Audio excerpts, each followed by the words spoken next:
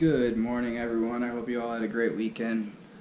As you guys probably know, I'm about 5 days out from my Arizona trail trip. So I wanted to tell you guys a little bit more about myself as well as some of the logistics of this upcoming trip. So I'm a little nervous because obviously this is my first time doing any type of videos like this, and it's hard to be open and honest and so vulnerable with people. So I want to be that way with you guys. And I want to be open and explain some things. So I have two boys, 5 and 9 years old, who I love more than anything else in this world, and I would do anything for them. And back in 2012, when I got out of the military, I started going to the VA. And since my first appointment, they were telling me, "You're depressed. You need to be on antidepressants." Fast forward 5 years and 14 different antidepressants later. I didn't even know they made that many. I found myself in a VA in Omaha, Nebraska. And I was super excited about this program because I heard great success rates and good things about it. So the first step was getting evaluated by a doctor. So I go in and I start talking to the doctor with hopes that things were going to be different this time. And after an hour appointment and trying to explain every single detail of what was going on so they would have a full picture and understanding, she's like, "Okay, well, I think you need to be put on an antidepressant." And at that point, I shut down. I lost hope, and I wasn't even angry. I was just completely flat and lost, and I just had given up. At that very moment, I had given up. So the next morning, I packed my things. I didn't tell anybody, my kids, my family, anybody, anything, and I drove out to California. And I had watched YouTube videos on the Pacific Crest Trail for years leading up to this point. Every year I would buy a permit for the Pacific Crest Trail. And if you guys aren't familiar, that's a trail that goes from Mexico to Canada. It's 2,800 miles. So every year I would buy a permit for it, but I would never go because I was too afraid to disappoint everybody around me and take some time to do something like that, because I had people that depended on me, and I didn't want to let anybody down.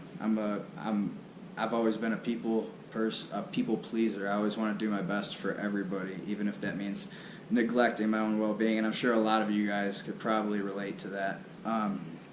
So, anyway, that day that I broke in Omaha, I decided I'm going to go hike the Pacific Crest Trail. You already have a permit anyway. You get one every single year. You just never do it. So I drove to California. I got close to the border of Mexico. I went to a Walmart. I bought a bunch of stuff. I threw it in a bag. And I said, "All right, I'm hiking the Pacific Crest Trail." So I got to the trailhead and I started hiking.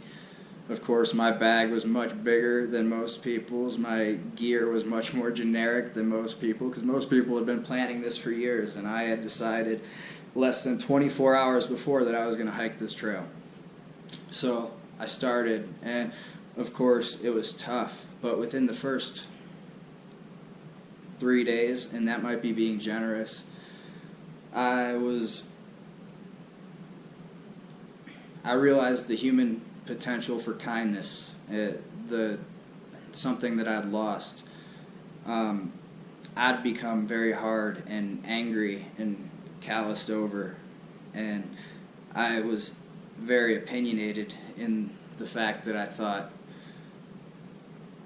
that people were inherently bad. Well, within 3 days of this trip, I had found the complete opposite. People I'd never met in my entire life stopping, asking me if I needed anything, water, food, basic items, but taking time out of their day to make sure another human being's okay. And it changed my life instantly, right at the beginning of that trip. And then I started to meet other hikers, and everybody had their story, and everybody had their reason for being out there, but everybody was getting along, and everybody was trying to encourage and help everybody around them any way they could. So fast forward 200 miles, I come through Big Bear Lake, California, where I currently live. And I was looking at MMA gyms because I'm a mixed martial artist. I've been training for about 10 years now. I wrestled, I boxed, and then I got into MMA. I found one, Bear City Jiu-Jitsu, and I went and I talked to the owner, and they just opened a few months back. And he was one of the nicest guys I ever met. So I continued on my hike after that day. And then once I had finished the PCT, I had ended up coming back to Big Bear just because I met many people like him while I was in that town that cared so much about other people. And it just, the mountains are beautiful around. So it had everything I was looking for in a place that I wanted to live and try and grow and become a better human being. So after I hiked the Pacific Crest Trail, I ended up moving there, and the past year and a half of my life has been some of the most eye-opening, rewarding experiences, and it's changed me for the better. I've always had a few good people in my life. Back in Cleveland, I had my team, my MMA team, and the guys at the gym and stuff like that, and they supported me in every single way that they could, and I loved those guys to death. But being back on the East Coast, things are a lot different than on the West Coast. Things are a lot faster paced. There's not as much recreation. It's more about partying and drinking than it is about being physically motivated. Now, I had that in the gym, but I didn't have any outlet besides the gym. That was all I had, and it was slowly killing me because the more pain I was inside, the harder I would work. And so my mental anxieties started causing physical problems.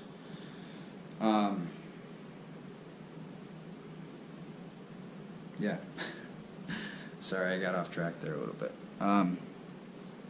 But anyway, the past year and a half has been very hard. It hasn't been easy because I've been away from my kids. I have been back to visit them, and I talk to them every night, and our relationship is amazing right now. Before I left, like I said, I expected everybody to be perfect. I expected the best from everybody, and so really I became the type of person that I was hating. I was that angry person. I was that jerk. I was that guy that just hated being around people. And now I'm the complete opposite. I coach adult boxing here at Bear City Jiu-Jitsu. I train, and I've found a family that I could be with, be around, and they legitimately care about my successes as well as I care about their successes. So I've made changes in my life, and because of those changes, from that very first trip to the California border, and when I did that on my own, I just drove out there and I did it. And then I realized a couple of years later there was an organization that helped vets by doing the same thing. And now I'm at a point in my life where I feel like all my experiences have kind of cultivated to this moment, and I can accomplish something bigger than myself to help other people that may have been going through the experiences that I was dealing with or trying to get through. Maybe not in the same exact way. Maybe everybody's different, but everybody deserves their opportunity to process their pains, their problems, and try and put their life back together. And to definitely do that without taking their own life, which is what this cause is for, and I believe in it wholeheartedly. So, thank you guys for listening to that. So now we can talk about some of the logistics of this Arizona trail trip. The Arizona Trail is 800 miles. It goes from the border of Mexico to Utah. And I'm starting in the Huachuca Mountains in the Coronado National Forest. The mountains are between 3,900 feet and 9,500 feet, and average about 20 inches of snow on the peaks per year. But I'm going in December, so I'm not super concerned, even though there's some very big storms coming through right at the time I'm about to start. But they shouldn't hit that far south. So I'm looking to start at the border December 1st, and I should make it to Tucson within 3 days. And then that's where I believe the fun's going to begin, because I'll still be in Coronado National Forest, but I'll be going past one of the taller peaks in the mountain range, Mount Lemmon, and it usually gets about 180 inches of snow per year. And that's in the Santa Catalina Mountains. After that, I should be at a decent elevation to where I can cruise for a little bit until I get to Phoenix and hit the Superstition Mountains, northeast part of Phoenix. I'm extremely interested in the Superstition Mountains just because I've always watched shows and heard the legends, and the strange disappearances and things that happen back there. It terrifies me, but it's also exciting. And then I will be going into Flagstaff, the Coconino National Forest, and I'll be traveling past Humphreys Peak, which is the tallest peak in Arizona, and get some of the highest amount of snowfall in Arizona as well. After that, I'll be staying at an elevation where I will have to be dealing with snow from that point forward for the most part. So I've yet to determine whether cross-country skis or snowshoes are going to be best for that option. I'm going to play that by ear once I get to that point. After that, I'm going to hit the Grand Canyon and do the rim-to-rim trail in the Kaibab National Forest. I'm going to be dealing with lots of snow at that point and very little support, because most things are closed at that time of year in that area. So that leads me and of course right after that I get to the Utah border, and everything's good, everybody's happy, we're good to go. So some of my concerns about this trip, of course, are the weather. This year, when I was kind of doing some of my research and studying the trail, the Farmer's Almanac predicted for the southwest part of the country, Arizona included, it was going to be a dry, warmer than average winter, which is fine. Which is fine that it's not starting that way. I have a lot of mountaineering experience, a lot of cross-country travel in the snow, so I feel extremely confident about that part of things. It's just a matter of whether the storm systems continue to progress and continue slamming different areas. But I'll use my sense and the best of my abilities to get through those parts. But some of the things that I do have going for me to help mitigate some of those situations, because I feel like when you're in the backcountry, things aren't always going to go right. You have weather to contend with, wild animals, conditions. You have a little bit of everything. But as long as you try and prepare for those situations the best of your ability, because you're not going to be able to prepare for every situation, but as long as you have a general idea of what you're going to do in different types of bad situations, you can be pretty successful. But I am taking both the GPS and a couple different maps with different overlays.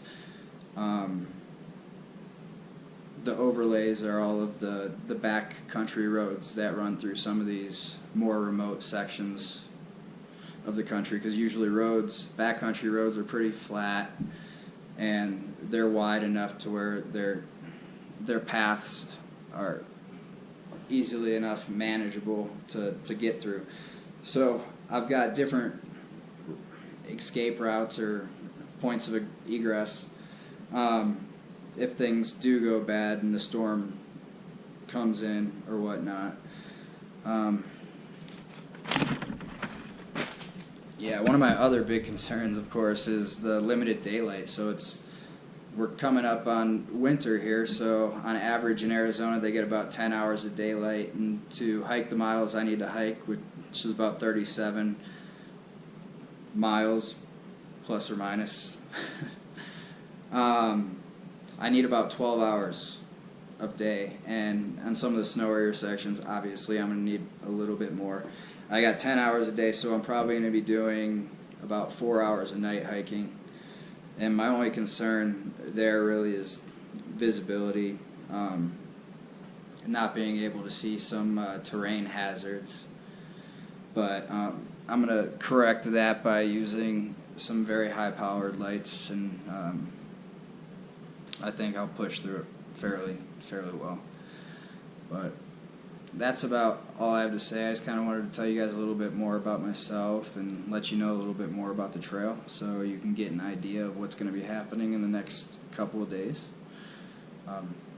When I get to Arizona, of course, I'll take a little video and make sure you guys know what's going on. But have a great rest of your day, and thank you again.